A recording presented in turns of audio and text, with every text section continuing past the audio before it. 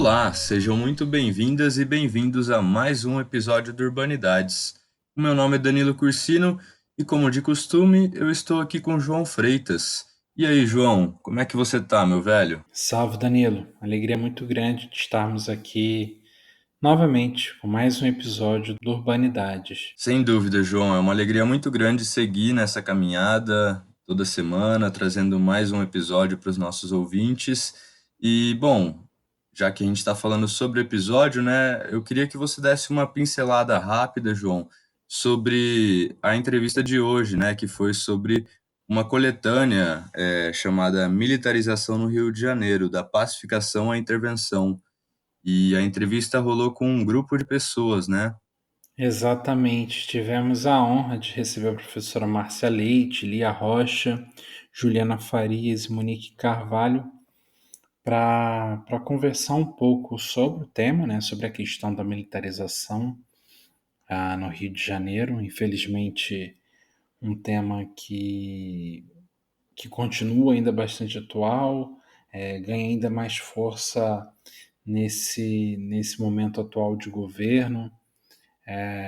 Então, foi uma conversa densa, né, no sentido de que trata de um assunto muito pesado, que é a questão da violência urbana, mas principalmente a militarização enquanto uma forma de governo. Então, foi uma conversa bem rica nesse sentido. Muito bacana, João. E, enfim, acho que esse é um dos princípios nossos, né, que é tanto a democratização, né, do conhecimento, enfim, a gente está tentando divulgar o conhecimento com outros meios, né, além do livro, além de textos, a gente está trazendo podcast e também um outro princípio, eu acho, é trazer diferentes pontos de vista, diferentes perspectivas sobre temas correlatos, né? Então, enfim, é sempre muito bom escutar novas opiniões e justamente sobre temas mais quentes como esse da militarização no Rio de Janeiro, que já vem aí, é um tema caro, né? Que já vem acompanhando aí os debates há um bom tempo. E, João, bom, vou para os nossos recadinhos básicos. Não deixem de seguir a nossa página no Facebook, deixem o seu like lá, Urbandata Brasil, o banco de dados sobre o Brasil urbano. Além disso, não deixe de nos seguir no Spotify e também não deixe de nos avaliar no Apple Podcasts. E além disso, a gente também está presente em vários agregadores de podcasts aí, então você pode encontrar a gente em diferentes lugares. Certo, João? Certíssimo. Deixo também nosso e-mail, brasilurbandata@gmail.com, brasilurbandata@gmail.com. E antes de irmos para a entrevista, repito o mantra que o Abu Janra usava na abertura do seu programa, Provocações. Este programa pode não ser uma janela aberta para o mundo, mas é certamente um periscópio sobre o oceano do social.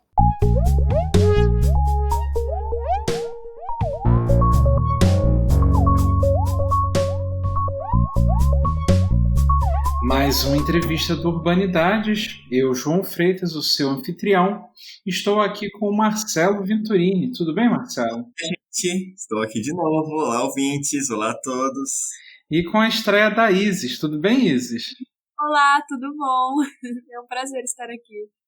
Hoje estamos aqui para falar sobre o livro Militarização no Rio de Janeiro, da pacificação à intervenção, organizados pela professora Márcia Leite, professora Lia Rocha, professora Juliana Farias e professora Monique Carvalho. Tudo bem? Tudo bem? Tudo bem. Tudo bem. Tudo Olá, bem. como vão? De início, eu gostaria de pedir para que se apresentassem e falassem também o nome no início, para que os ouvintes consigam diferenciar também as vozes de cada uma. Bem, eu sou Márcia Leite, eu sou socióloga, minha área é sociologia urbana, trabalho há muito tempo com favelas, sociabilidade, ação coletiva e cada vez mais, não por escolha, mas pelos rumos desse país, com violência. violência do Estado nas favelas e nas periferias. Sou professora da UERJ há muitos anos já, e a minha linha de pesquisa é Cidade, Poder e Resistências, onde eu tenho o prazer de ter como colega Lia Rocha, professora Lia Rocha. Meu nome é Lia Rocha, eu sou professora da UERJ, do Departamento de Sociologia, do Programa de Pós-Graduação em Ciências Sociais, no qual faço parte da linha, né, Cidade, Poder e Resistência, com a Márcia, que ela já falou. Atualmente coordeno Cidades, Núcleo de Pesquisa Urbana, que congrega muitas das pesquisadoras e dos pesquisadores que estão envolvidos nos artigos dessa coletânea que a gente publicou. E também trabalho já há algum tempo, não tanto tempo quanto a Márcia, mas há algum tempo, com esse tema da sociologia urbana, da violência e das formas de resistência dos moradores dessa cidade. Eu sou Juliana, eu fui aluna da UERJ com muito orgulho, trabalhei muito tempo com a Márcia me orientou, me aguentou lá alguns anos na graduação e no mestrado.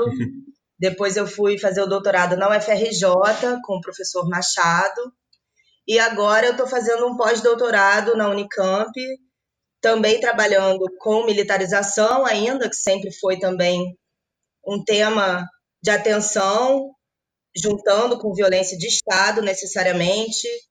Trabalhei muito a questão da execução sumária aqui no Rio e estou migrando para a área de gênero, mas ainda trabalhando militarização e questões de gênero em territórios de favelas, periferias, e agora eu faço um trabalho de campo em São Paulo, mais especificamente no Capão Redondo, por conta da minha pesquisa de pós-doutorado, que é no Núcleo de Estudos de Gênero PAGU, lá na Unicamp.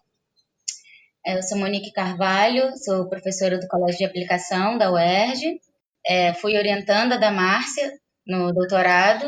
Meu campo de pesquisa são políticas públicas direcionadas aos espaços mais periféricos, favelas especificamente, e nos últimos anos estou me dedicando a pensar a questão da violência e interface com segurança pública.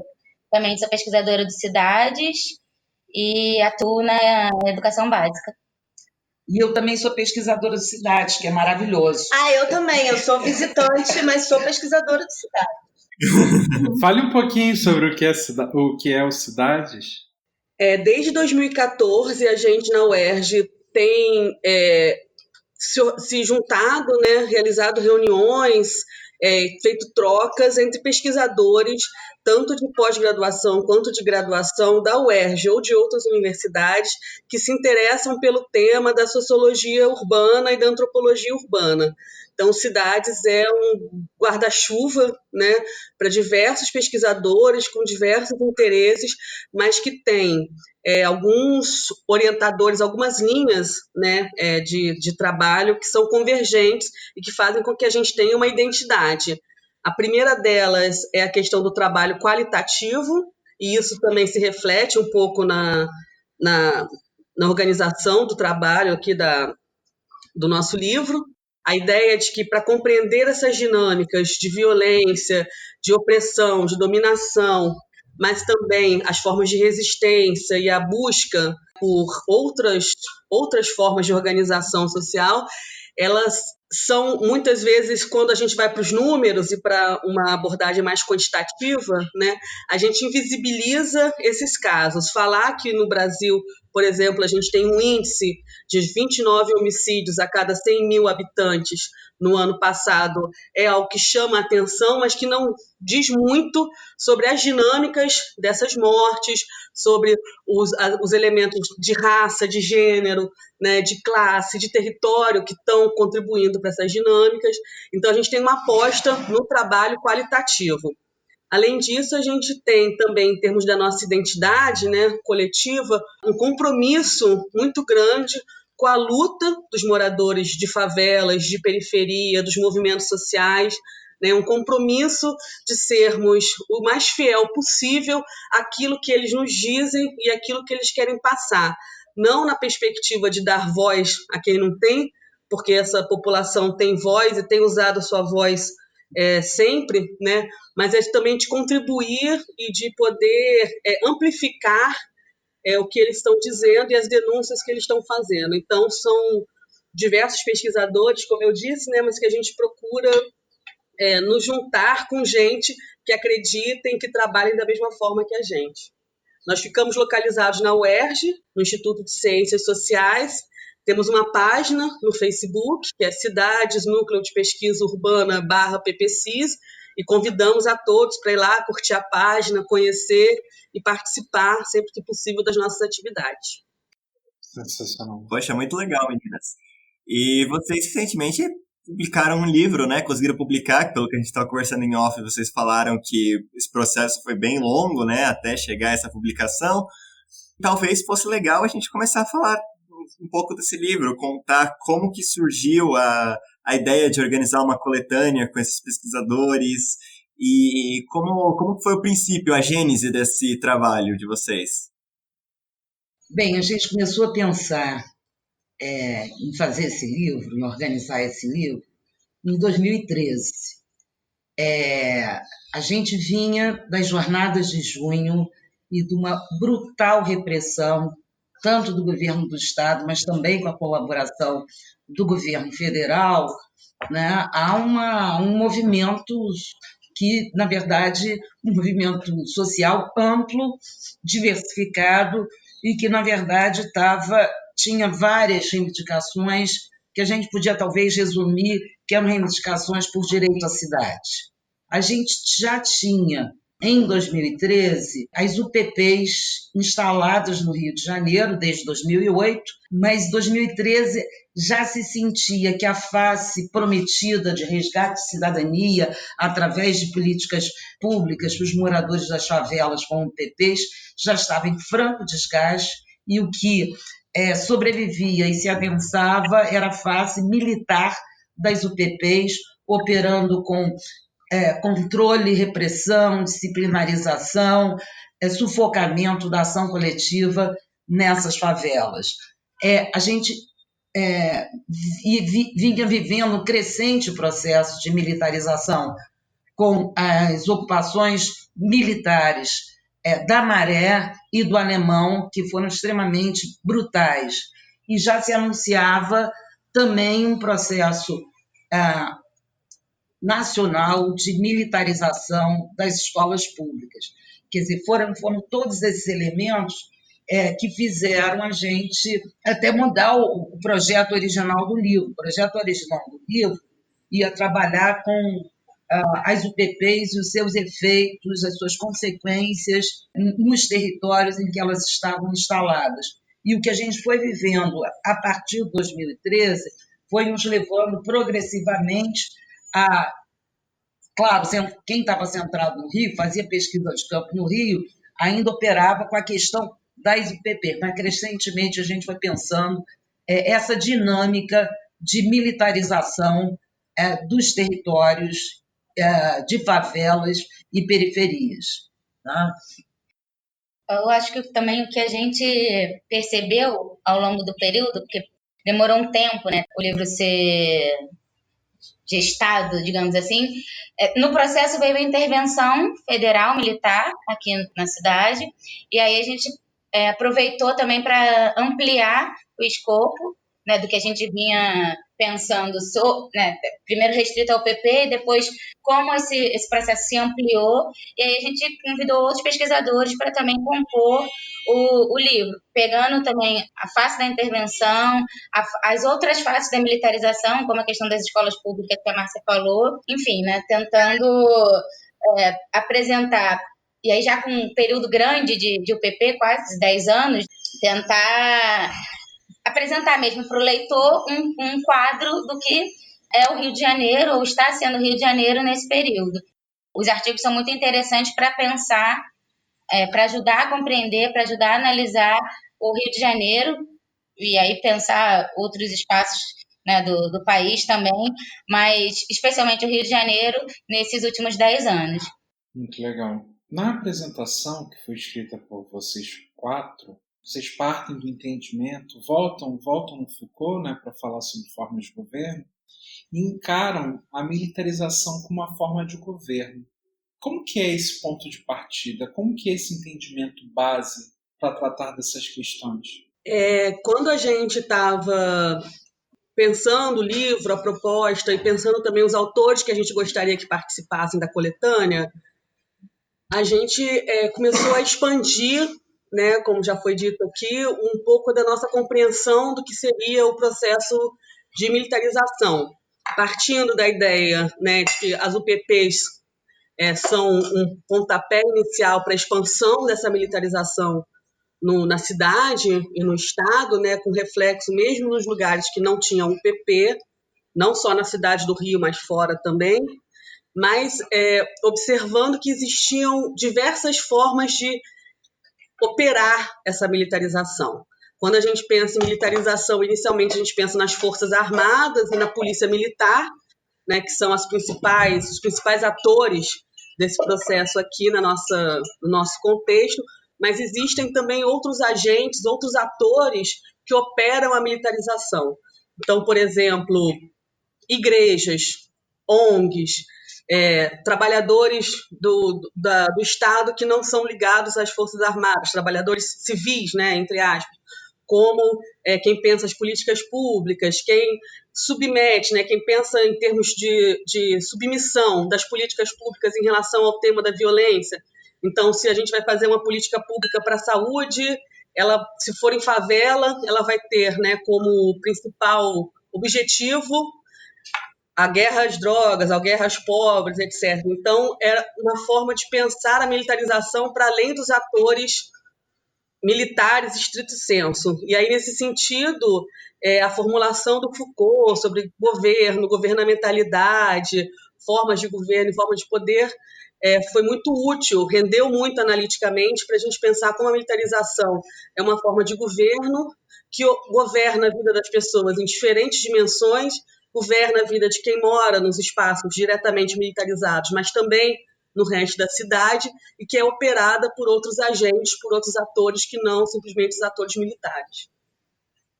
E acho que tem uma coisa importante também, que a gente tem uma mesma formação no sentido de entender alguns processos de violência não como exceção, mas como regra, como uma forma de governar também. A violência ela não é um ponto que saiu da curva, um pacto de cidadania que não deu certo.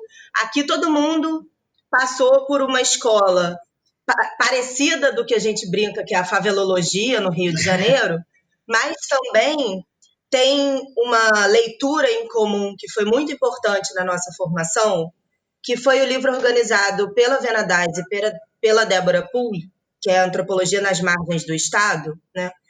Que para a gente foi muito importante ter contato, porque enquanto as leituras sociológicas mais recorrentes que abordavam todos os problemas ligados à violência, no urbano especificamente, trazendo sempre uma influência muito europeia do que se entende como cidadania universal, como realidade que a gente aqui desconhece, a gente tem outra formação histórica, esse país foi invadido, a história do que hoje é essa unidade federativa, ela começa numa invasão, ela começa com matança, genocídio e estupro.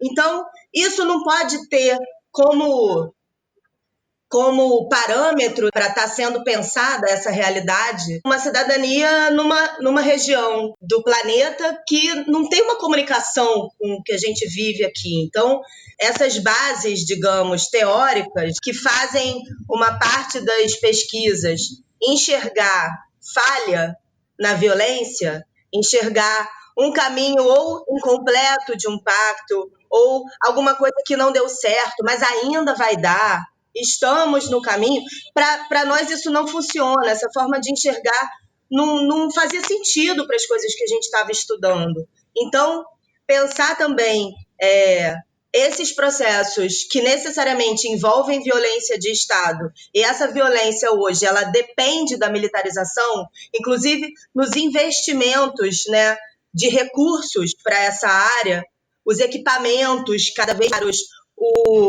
essa troca, esse intercâmbio, né, com Israel, treinamentos todos que são realizados. Então, tudo isso, a partir do nosso ponto de compreensão desses problemas, isso tem que ser compreendido a partir de uma outra chave. Então, a presença militarizada do Estado nos territórios de favelas e periferias, ela é assim porque ela foi pensada, estruturada para ser assim. Isso faz parte de uma racionalidade de Estado muito específica, pautada também no racismo, que é uma marca desse tipo de política genocida também. Então, entender que não é uma falha, essa presença está ali, pensada para acontecer dessa maneira, bastante calculada para acontecer do jeito que acontece. Então, quando alguém é executado, quando uma ocupação reprime com violência, tortura as pessoas, isso não aconteceu porque um agente específico errou, ou porque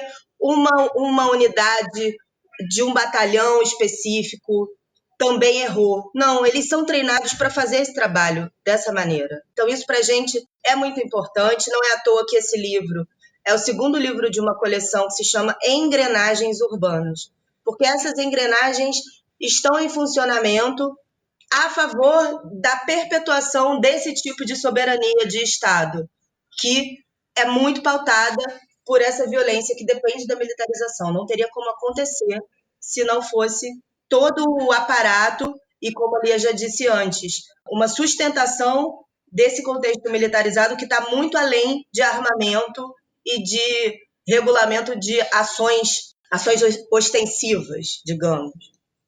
Eu queria frisar, achei ótima a fala de vocês duas, mas eu queria frisar, nesse campo aí das políticas públicas e as UPPs militares e sociais, talvez seja um exemplo maior disso, né? Nesse campo de políticas públicas, que a gente vê uma policialização das políticas públicas, como já falou há muito tempo antes, nosso companheiro, nosso amigo, sociólogo também, o Pedro Poder de Moraes. É isso que a gente trabalhou substantivamente no livro. A violência é uma forma de governo, a forma de governo especificamente dirigida aos pobres, aos moradores das favelas e periferias, aos negros, a todos aqueles que o Estado considera ingovernáveis. E considera ingovernáveis porque abdicou completamente de outras formas de lidar com o conflito social. Como a Juliana falou, né, aqui a violência, ela, na verdade, ela é a maneira de operar o conflito social, a maneira pela qual o Estado opera o conflito social, não como na Europa, através da redistribuição, atendimento de determinadas reivindicações, negociação, né, políticas públicas respeitadoras de direitos, que implementam direitos. Não, aqui simplesmente se reprime, se controla, se sufoca a ação coletiva, se mata e se tortura. A perspectiva, além de ingovernáveis, são corpos matáveis. Eu acho que é importante frisar também que o que pauta, especialmente a polícia militar, é a ideia de que aquela população, independente de sua relação ou não com a criminalidade, ela pode ser morta sem nenhuma justificativa.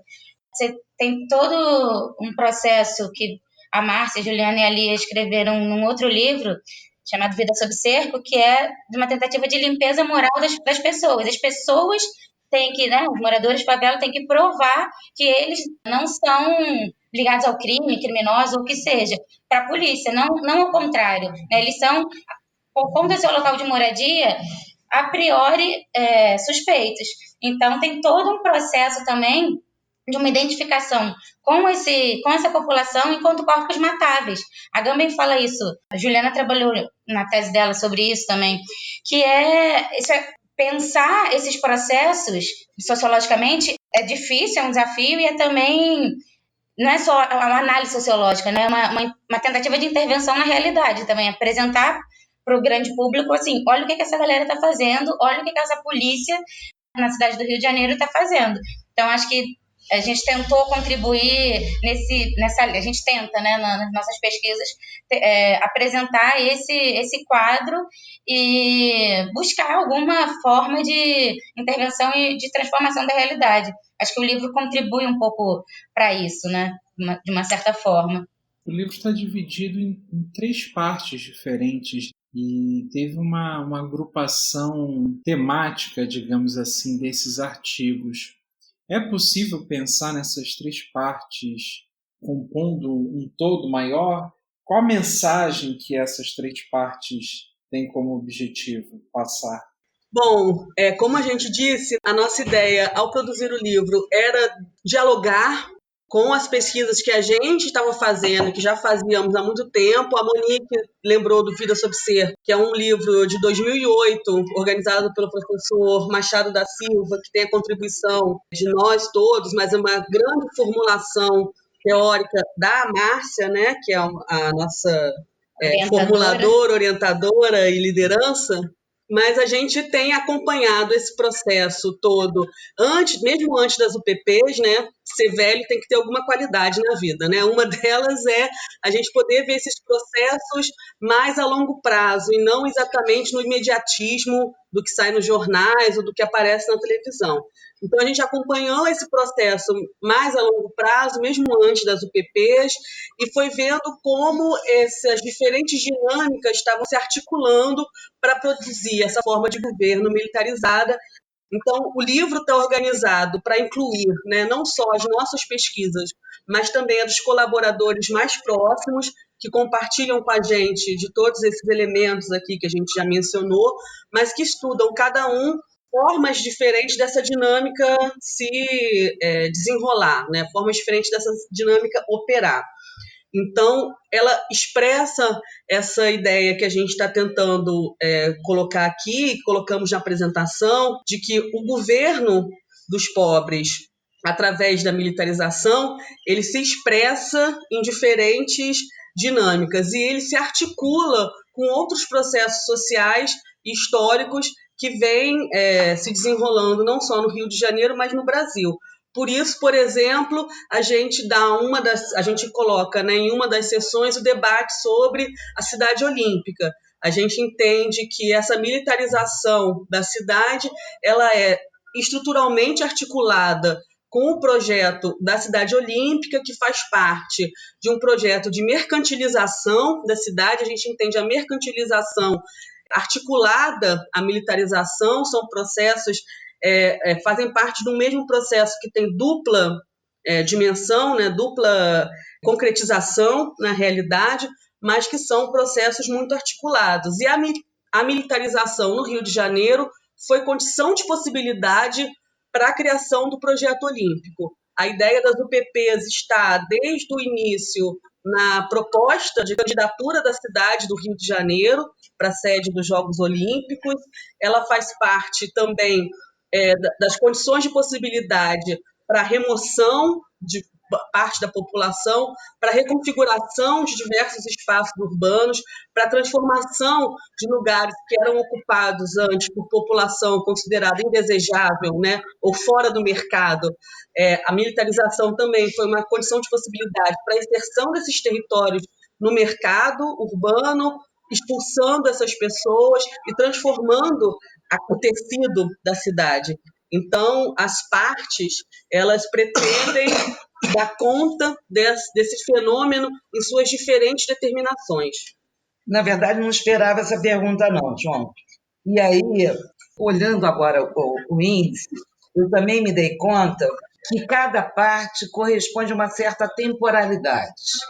Né? A primeira parte, agenciamentos em torno de um Rio Olímpico e da violência urbana, ela está mais centrada exatamente nisso que Lia acabou de falar, nessa tentativa de realização do projeto de transformação do Rio de Janeiro em uma cidade global, né, de mercantilização e de mercantilização da cidade, que ainda operava num outro tipo de enquadramento. Quer dizer, na verdade, esse projeto ele começou com César Maia.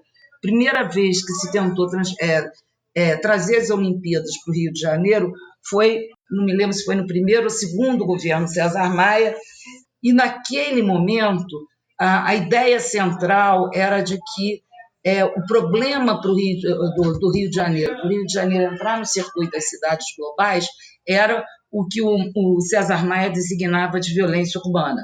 Era preciso controlar a violência urbana para que o Rio de Janeiro pudesse entrar nesse circuito.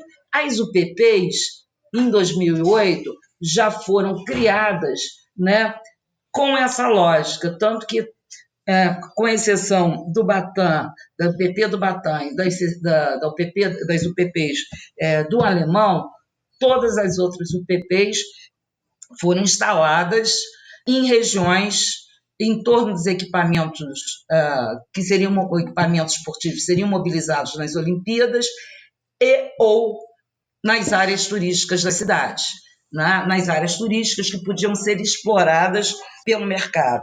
Aí a lógica era controlar a violência para o Rio de Janeiro entrar nesse circuito das cidades globais. Então, a primeira parte ainda traz artigos que estão pensando essa questão. A segunda parte, governando os pobres urbanos, disciplinarização, moralidade e mercado, também traz excelentes artigos, como os outros, que expressam essa tentativa de governar pela policialização das políticas sociais, das políticas públicas e militarização dos territórios das favelas cariocas. A terceira parte, fazendo a guerra na cidade, militarização, intervenção e resistências, ela já aponta, né, para um outro contexto onde, primeiro, o projeto de transformar o Rio de Janeiro em cidade olímpica, de entrar no circuito global das cidades globais, já tinha feito água, já tinha se mostrado inviável. E aí se retoma muito mais explicitamente a violência como forma de governo dos pobres, operando numa outra lógica, em que a violência produz ordem e a violência se articula a mercado também. Que mercado? Um outro tipo de mercado, o mercado da guerra. Os mercados da guerra, legais e ilegais, mas fazendo a guerra na cidade, militarização, intervenção e resistências, já opera numa outra dobra em termos de temporalidade, já trabalha com a intervenção federal, já trabalha com uma modalidade de governo que opera fundamentalmente pela produção de mortes, sistematicamente, sem necessidade mais de se justificar essas mortes. A questão aqui é que a guerra se torna uma forma de governo. A produção de mortes se torna o principal dispositivo dessa forma de governo. Faltaria uma quarta parte, mas o livro é de 2018.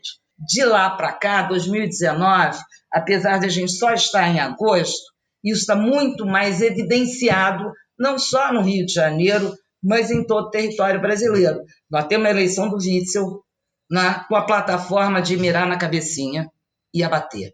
Nós temos, ainda no processo anterior, a intervenção federal e a declaração de que gerir os territórios de favelas e periferias se faz tratando os moradores como combatentes de uma guerra insurgente, de uma guerra híbrida.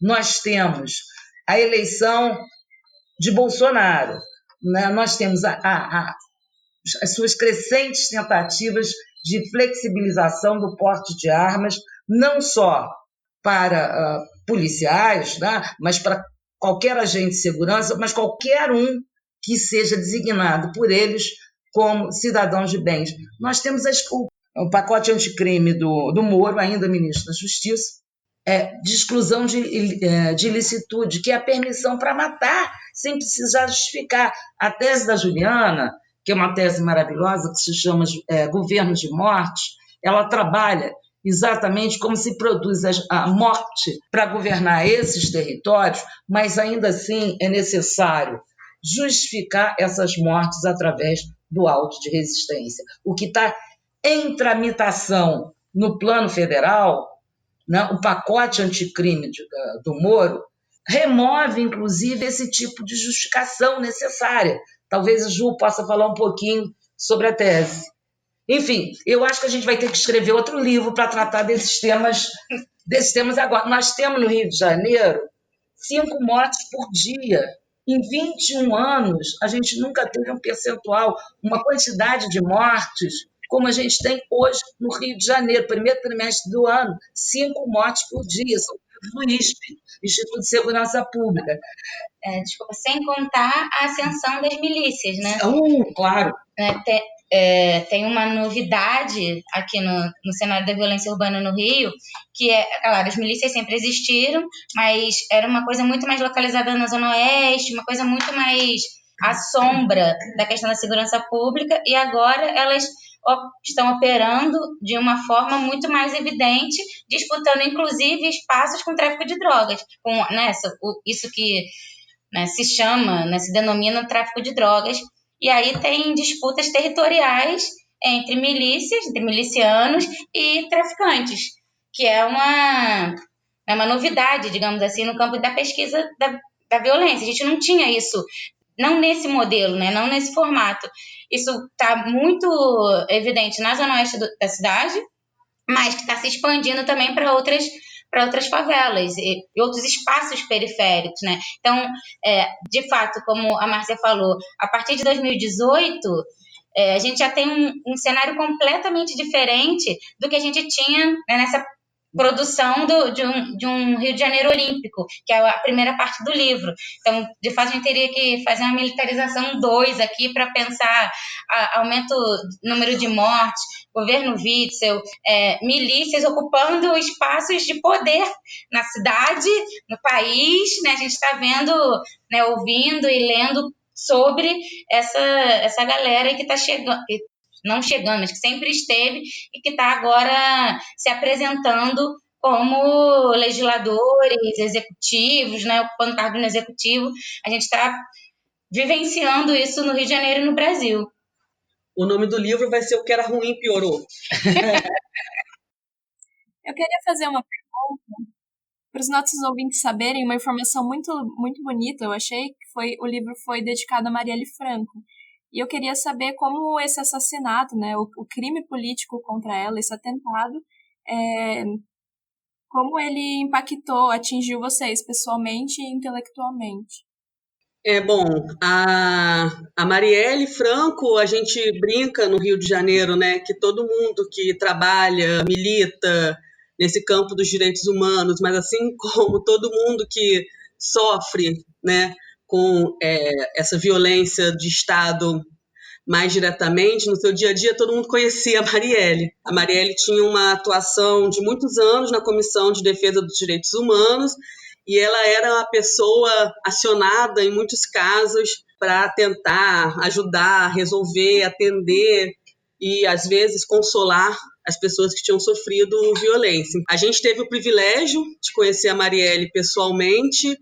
Marielle era socióloga, interessada nos temas da violência urbana, foi minha aluna como ouvinte num curso lá no PPCIS, foi pesquisadora associada ao Cidades enquanto estava fazendo seu mestrado, que foi defendido na UF, na administração pública, e resultou na tese de doutorado dela, o PP, a redução da favela, 3 letras, que agora está publicado também pela editora N-1.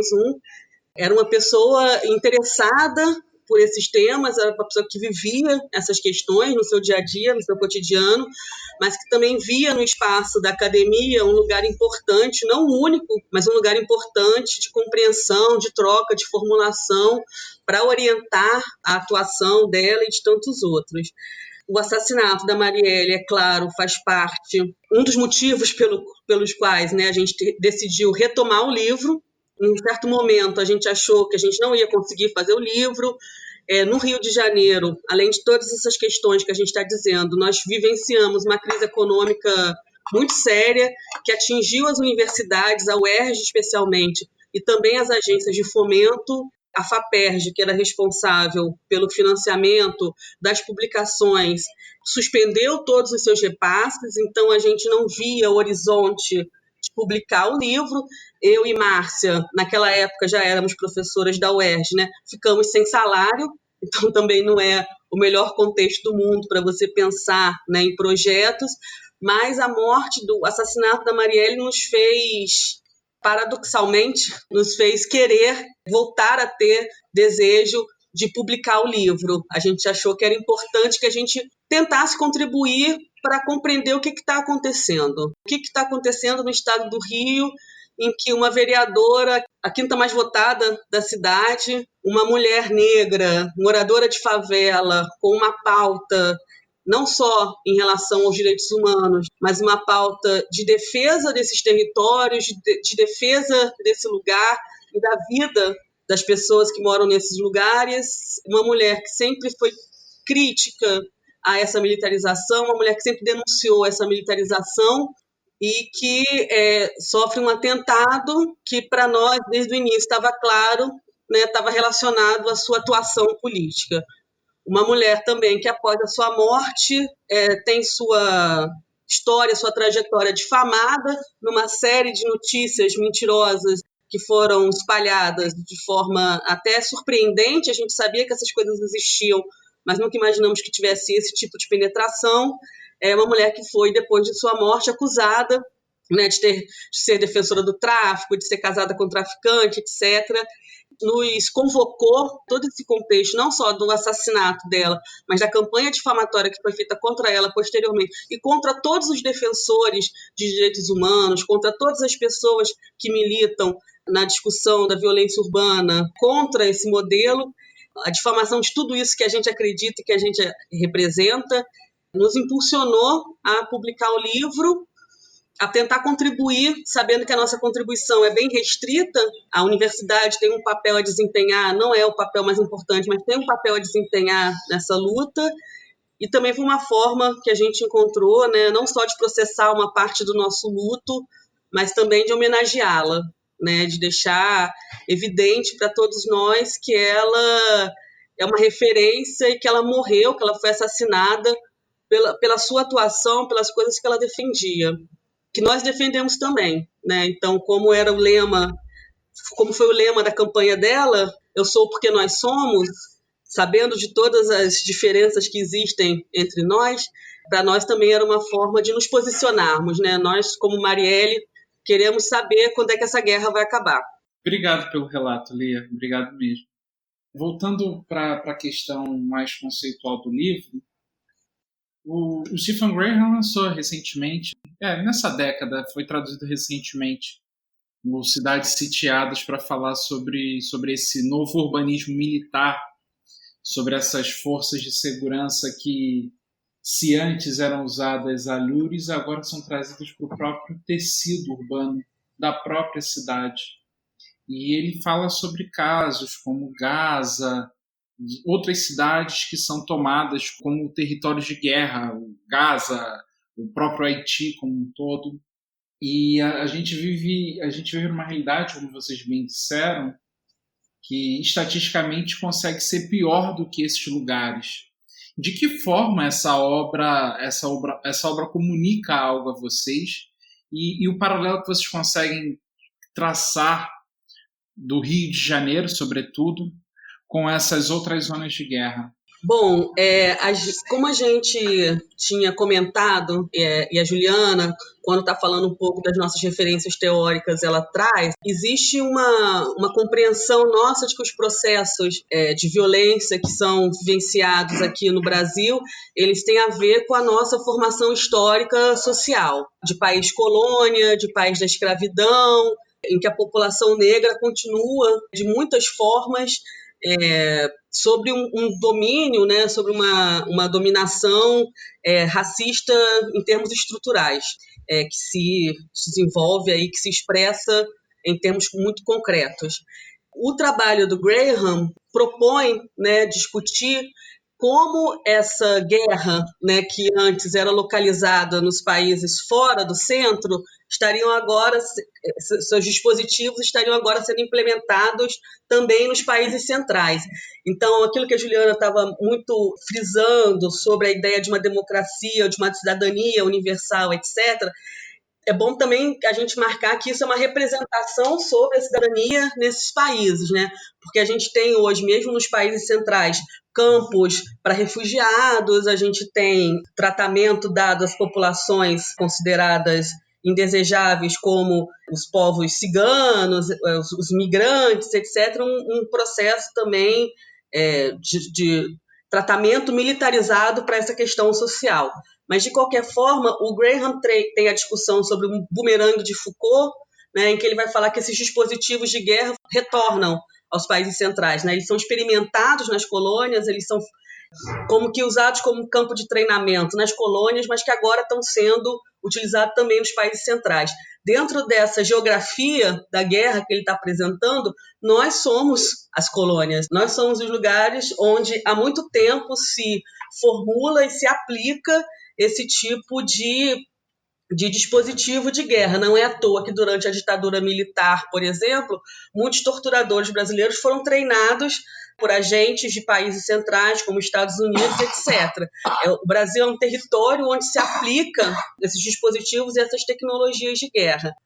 A diferença talvez seja a relação com os países centrais e o destaque que se dá. Gaza, os exemplos que não só o Graham usa, mas também a Saskia Saskin, né, trabalha, a questão de Israel, de Palestina, tem uma visibilidade na Europa, nos Estados Unidos, maior do que a questão urbana na América Latina. Mas se você for ver pelos índices de homicídios, o Brasil é talvez o 5º país com maior índice de homicídios, o primeiro é El Salvador, né, Jamaica, são diversos países que estão no continente americano, mas que essa violência ela vai sendo naturalizada, né, ela vai sendo transformada em algo da gestão cotidiana da vida nas cidades, né, como a Monique falou, transformar essas pessoas, transformar esses corpos imatáveis, cuja morte não precisa de grandes justificativas.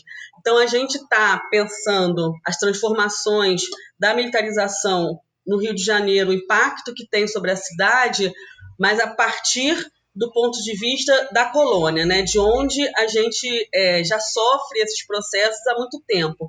A Juliana citou também a relação com Israel, a relação com a África do Sul. Hoje em dia, muitos caveirões que atuam nas favelas cariocas são comprados da África do Sul, são todos países em que se aprimora a tecnologia do combate aos insurgentes.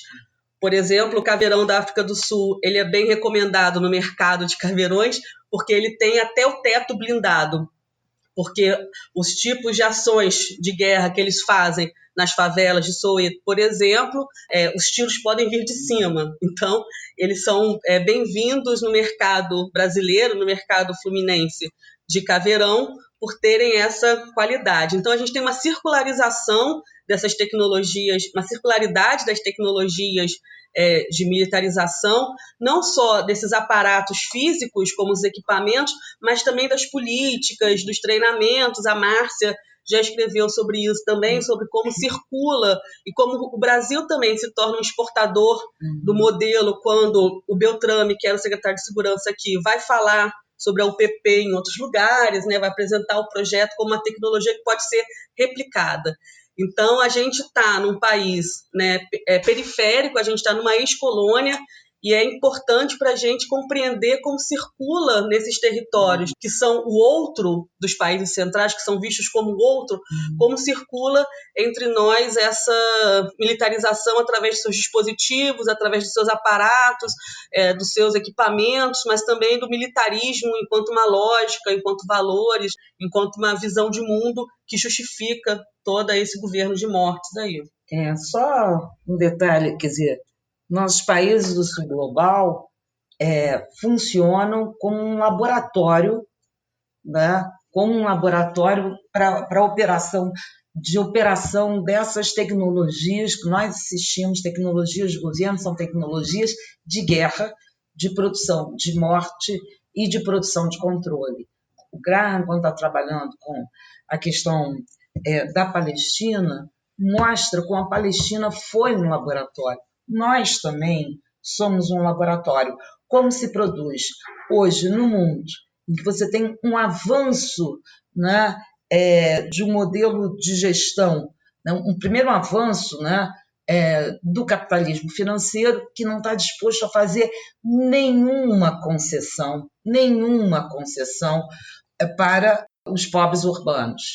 e também dos povos rurais. Então, se eles não estão dispostos a fazer qualquer tipo de concessão em termos do que historicamente foi compreendido como direitos de cidadania e que, como Juliana falou, nunca vigoraram plenamente na gente, mas sempre entre nós, mas sempre foram operados como uma promessa política, sempre foram operados como algo que talvez se poderia alcançar. Hoje em dia, isso sai completamente de cena.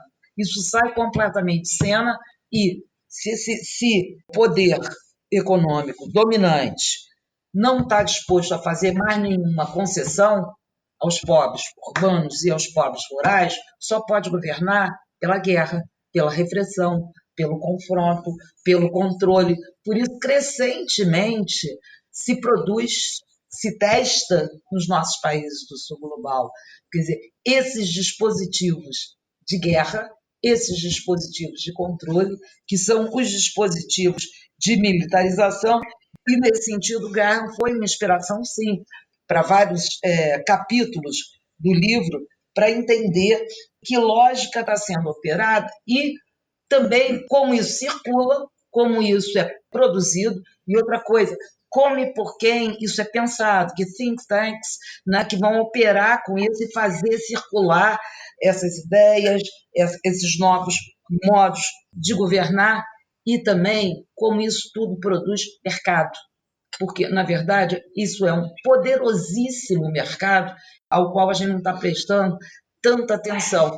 É interessante a gente pensar, eu e o Ju trabalhamos isso no texto, no nosso capítulo, porque no Rio de Janeiro, o Rio de Janeiro passou a sediar as chamadas feiras da guerra, né, onde você tem uma quantidade enorme de empresas mostrando os seus produtos, que não são só produtos para garantir a segurança dos cidadãos em suas casas e em seus apartamentos, mas tecnologias que estão à disposição dos governos de todos os estados, de todos os municípios brasileiros, do governo federal e também de todos os países latino-americanos. E isso movimenta bilhões de dólares, isso é incalculável.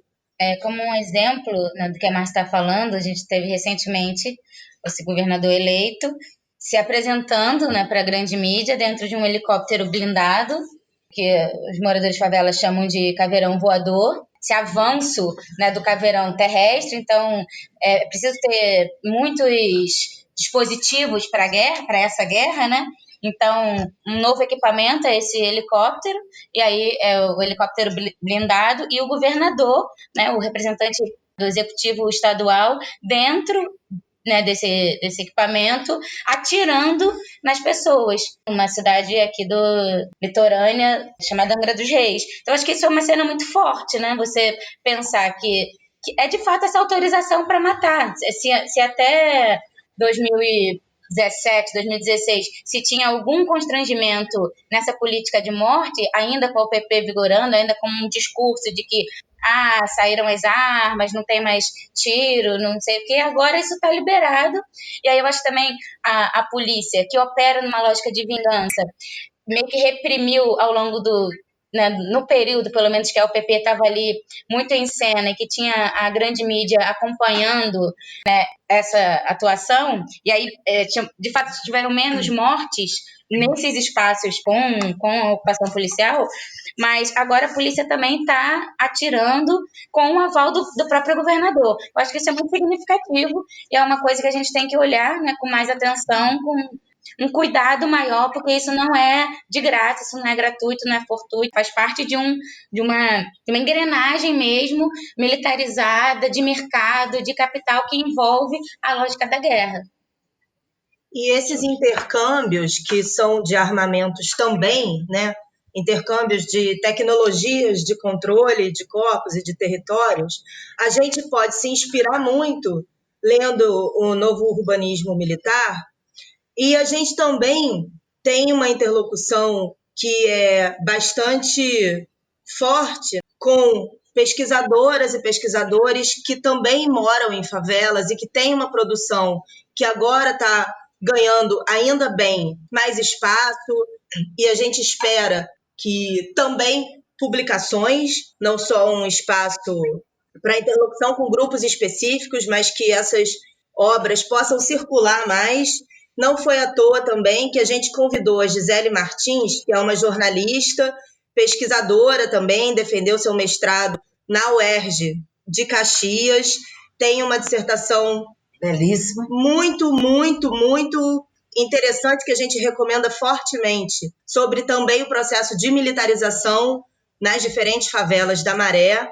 E a Gisele não só traz a experiência dela como moradora de favela e como pesquisadora, as reflexões dela, as formulações teóricas e a bagagem que ela traz na sua pesquisa, para também apontar o que importa ser pensado em processos de militarização, por isso ela assina a orelha do nosso livro, e acho que também em relação a esses intercâmbios que a gente estava conversando, a Gisele é uma pessoa que teve a possibilidade de visitar a Palestina, então ela traz reflexões, e recomendo também aos ouvintes que possam ler os textos que ela tem publicado sobre essa experiência dela lá, porque é diferente, né? A gente lê um livro que fala sobre algo que acontece lá e aí a gente se inspira.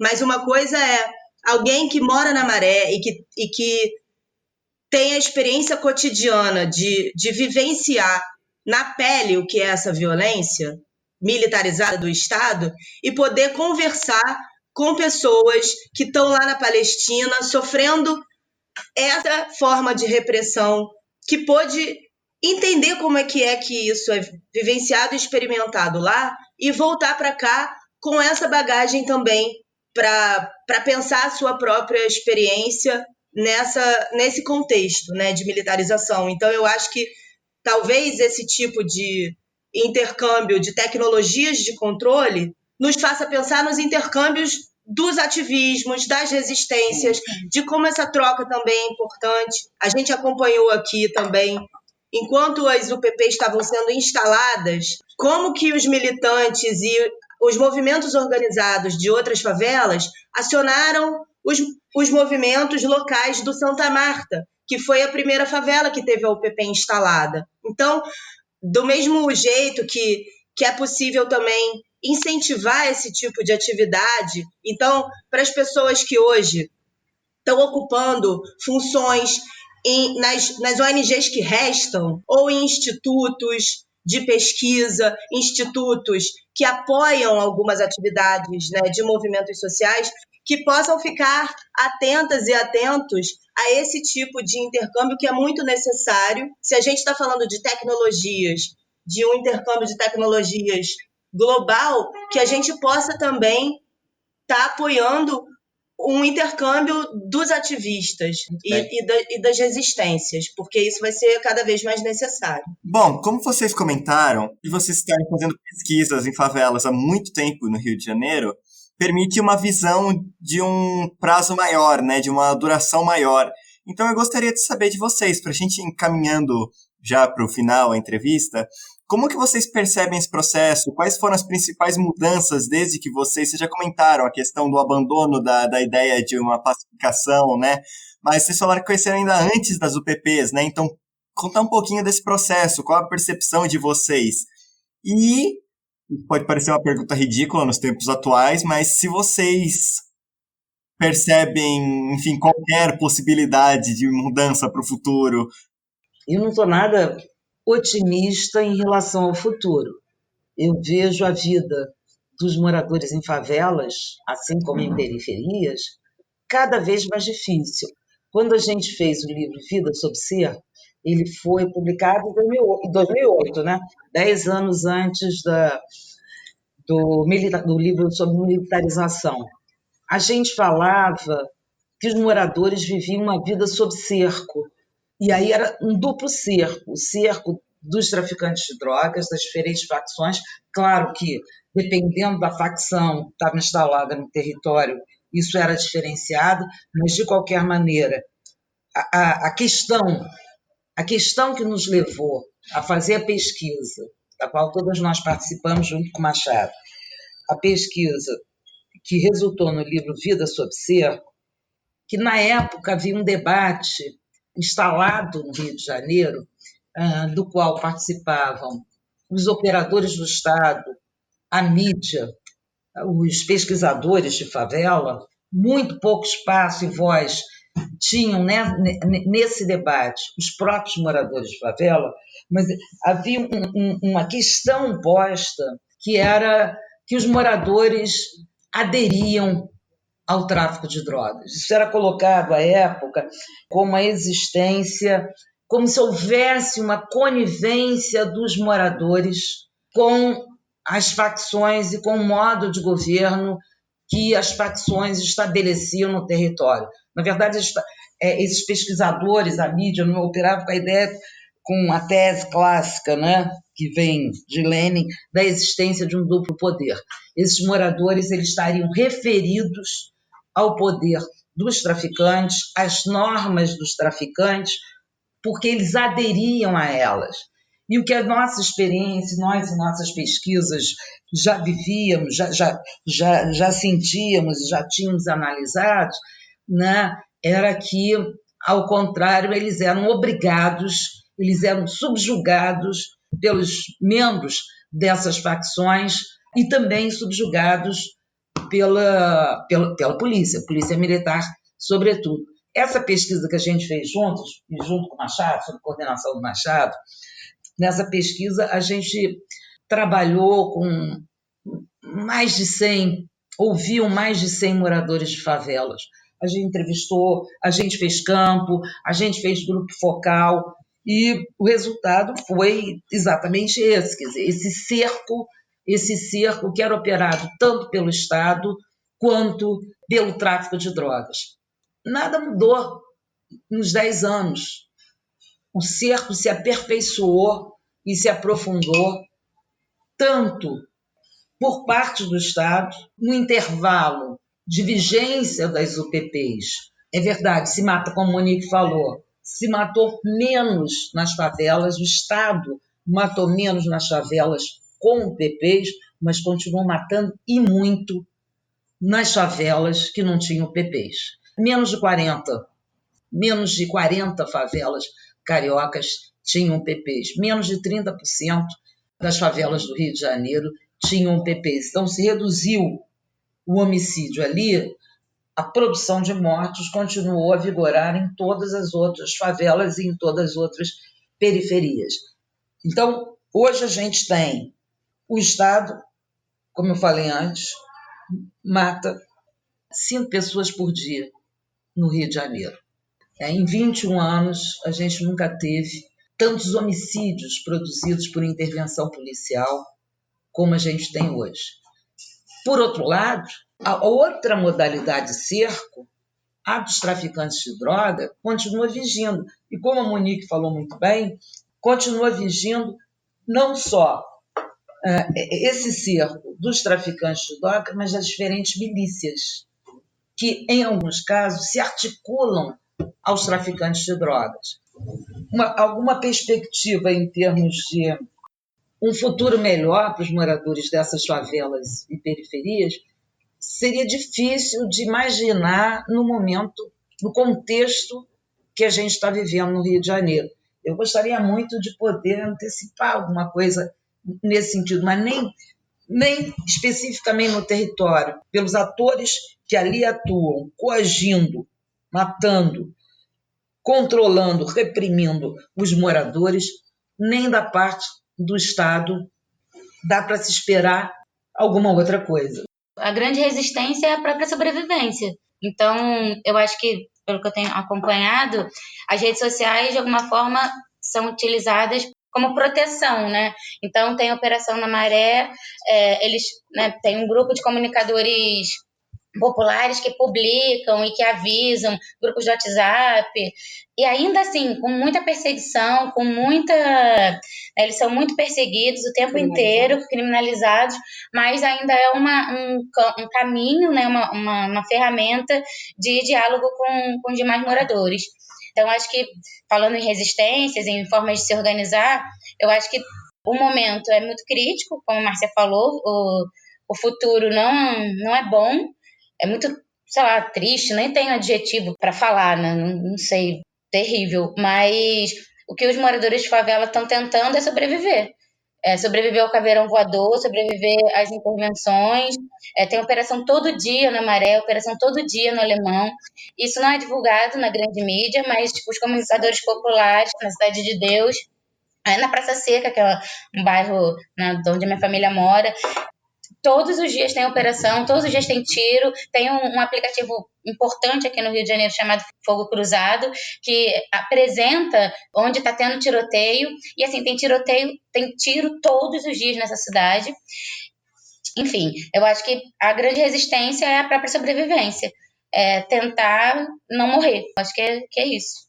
E tem movimento, tem ainda movimento social, tem ação coletiva, tem atividade cultural nas favelas, mas eu acho que a Monique tem razão. Existir hoje, resistir é existir. Existir fisicamente, existir culturalmente, existir politicamente. Agora, as dificuldades são enormes. Essa pergunta, eu acho que é muito importante de ser feita, ainda mais dessa maneira, Marcelo, como você encaminhou, porque você perguntou assim, vocês que já estão há muito tempo fazendo pesquisas sobre esses temas, eu acho que você está muito certo de frisar isso, porque existe uma responsabilidade de quem pesquisa sobre esses temas, que é muito importante, não só de ser colocada sempre em questionamento, mas que a gente tem que estar muito atenta. Eu que nunca morei em favela, né, e que transito por conta da minha atividade profissional nesses territórios, tenho que saber da minha responsabilidade, por exemplo, para não ficar ansiosa por uma esperança que esteja, por exemplo, conectada a alguma política pública que depois só vai ser mais um instrumento de controle e repressão. Porque eu lembro que na época da instalação das UPPs, muitos pesquisadores que atuam no Rio de Janeiro tinham uma esperança em relação a esse projeto específico das UPPs, de que ali, sim, existia um caminho possível para pensar uma outra relação, inclusive da polícia com os moradores de favelas. E no nosso coletivo a gente nunca acreditou nisso, a gente nunca fez essa aposta, porque a gente estava assim, primeiro esperando para ver se o tempo da pesquisa acadêmica permite isso, porque a gente pode fazer pesquisas num tempo um pouco mais alargado, embora a conjuntura exija respostas mais imediatistas. Eu acho que a gente tem uma responsabilidade de não se deixar levar por uma pequena esperança, por conta do contexto tão terrível e absurdo que a gente está enxergando e, em parte, vivenciando. Porque a gente sabe que essas políticas genocidas ou a necropolítica, como o filósofo camaronês Achille Mbembe nos ensina a refletir sobre esse processo, nomeia isso, né, com o nome que deve ter, é uma necropolítica, né, é uma política de morte, sim, que a gente não se anime para enxergar uma esperança onde não tem. Eu sou muito cética quando falo sobre isso e acho que é importante ser. A gente tem que ter seriedade no nosso ofício. A gente não pode ficar enxergando esperança onde não, de um lugar que não vai trazer esperança. Se tem uma possibilidade de ter repressão, e infelizmente as políticas públicas hoje são todas cunhadas nessa forma, não vai ser daí que vai vir uma solução ou uma possibilidade de melhora dessa realidade. Então, acho que sem também trazer nada animador, porque não tem como enxergar, eu não consigo enxergar. Então, se a gente não está conseguindo enxergar, é ter a responsabilidade de se colocar nesse lugar, para também não ficar enaltecendo determinadas propostas políticas que só vão trazer, na verdade, uma atualização de controle e repressão para essas populações. Só para complementar o que as minhas companheiras já disseram, né, esse nosso tempo de pesquisa nos permite ver a continuidade nesses processos. Uma coisa que a gente queria deixar muito claro quando a gente escreveu a apresentação do livro é que, ainda que as UPPs estivessem, naquele momento, né, em desconstrução, desativação das unidades, a intervenção era uma continuidade da UPP no sentido da militarização dos territórios e da militarização do governo dos pobres. E o momento atual que a Márcia muito bem está marcando, né, de aumento dos assassinatos, a necropolítica, como a Juliana falou, a necropolítica cada vez mais evidente, cada vez mais explícita, é um processo de continuidade. E aí eu concordo plenamente com a Juliana em relação a termos responsabilidade nisso. Formulações que pensam, que se propõem, né, a pensar uma outra forma de polícia, um outro treinamento para a polícia, como se o problema da polícia, o problema da repressão, né, no Rio de Janeiro fosse uma questão de treinamento ou de orientação vinda de cima para baixo, pudesse resolver ou modificar. O que não só o nosso trabalho, mas o nosso diálogo constante com os movimentos sociais dos moradores de favela, que também estão batendo nessa tecla há muito tempo, é que a própria formulação da ideia, a própria formulação da polícia, a própria formulação da repressão já é uma política de genocídio, já é uma política de controle e de dominação. O que a gente tem chamado a atenção é que propostas de reformulação da polícia, de renovação, né, de reforma da polícia, apenas atualizam outras formas de opressão. No Rio de Janeiro, a gente tem, como resultado desse processo todo de reformulação por parte, né, das políticas de segurança, de abandono da UPP, etc., uma reação por parte dos moradores de favela que tem exigido a sua presença e serem ouvidos nesses processos. Uma coisa que eu acho que é fundamental, se a gente for pensar em como é possível sair dessa situação, a primeira é que os moradores de favela têm que ser respeitados enquanto atores políticos, eles têm que ser ouvidos nesse processo também. O que a gente vê é criminalização, como a Monique disse, repressão. O assassinato da Marielle foi uma expressão dessa criminalização e dessa perseguição, mas infelizmente não é a única. A gente tem muitos moradores de favela, lideranças, né, ou tendo que abandonar seus lugares de moradia, ou tendo que abandonar sua posição de liderança, ou desaparecendo, ou sendo assassinados, ou sendo criminalizados. Quem se apresentava, por exemplo, contra a UPP era rapidamente rotulado, né, de defensor do tráfico, e isso permanece hoje, né, ainda mais acentuado. Então, a primeira dimensão talvez seja que não é possível fazer política sem incluir os moradores de favela, que são cidadãos dessa cidade e que merecem, né, respeito e serem reconhecidos como atores legítimos nesse processo. Agora, o segundo também, na ideia da responsabilidade que a gente tem, é dizer que o problema da violência não é um problema intrínseco às dinâmicas de violência. Esses processos são interligados e associados à política institucional, a relação que o governo, que os parlamentares, muitos no Rio de Janeiro, têm com o crime organizado nos seus diferentes matizes, do tráfico às milícias. A gente sabe que isso no Rio de Janeiro é ainda mais evidente, existe em outros estados também, mas a gente é governado por grupos diretamente relacionados à milícia.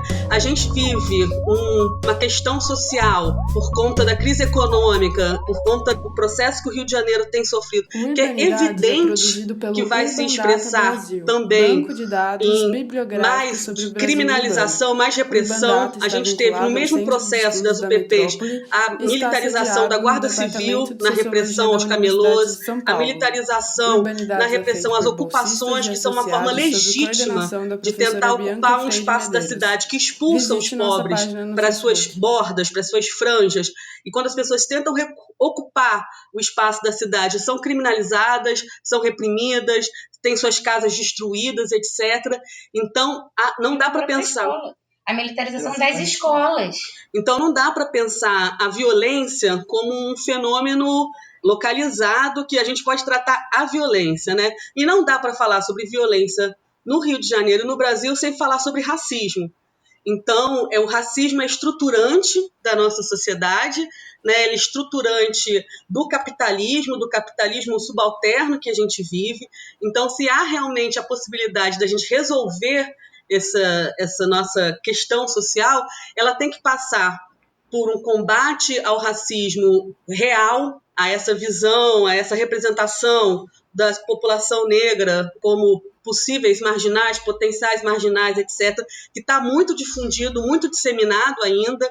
A gente tem que reformular a ideia de que as políticas públicas voltadas para os pobres têm que ser políticas de disciplinamento, de controle, de reconversão moral. Como já foi dito antes, para a gente reformar a política, a gente precisa encarar os problemas da nossa Constituição histórica e reformar a sociedade que a gente vive. A gente não tem direito de ser pessimista no sentido de que não há saída, até porque, de novo, na nossa responsabilidade, né? A gente tem uma responsabilidade com os moradores desses territórios, a gente tem que ter esperança de que a gente possa produzir uma outra sociedade, produzir um mundo novo, mas não podemos acreditar em soluções que vão reproduzir e reatualizar a dominação e a tutela dos pobres, né? Ainda bem que existem moradores de favela que lutam, ainda bem que existem jovens pesquisadores como vocês que têm disposição para também pensar isso com a gente, ainda bem que existe gente para lutar, existe gente para combater e para resistir. Poxa, muito obrigado, hein, Muito meninas? obrigada. Parabéns por todo o trabalho de vocês. É realmente incrível. Obrigada a vocês. Obrigada a vocês. Então, em nome de toda a equipe do Urban Data, agradeço a vocês pela atenção, pela generosidade em compartilhar um pouco sobre suas visões de trabalho e sobre o livro em si. Então, Márcia, Lia, Juliana, Monique, nosso muito obrigado e que mantenhamos essa valiosa interlocução. Obrigada a vocês, obrigada. Para a gente, a interlocução com o Urban Data também é fundamental.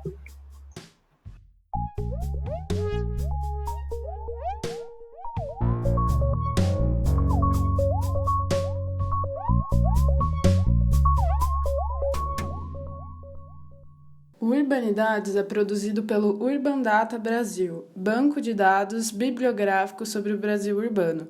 O Urban Data está vinculado ao Centro de Estudos da Metrópole e está sediado no Departamento de Sociologia da Universidade de São Paulo. O Urbanidades é feito por bolsistas e associados sob coordenação da professora Bianca Freire Medeiros. Visite nossa página no Facebook.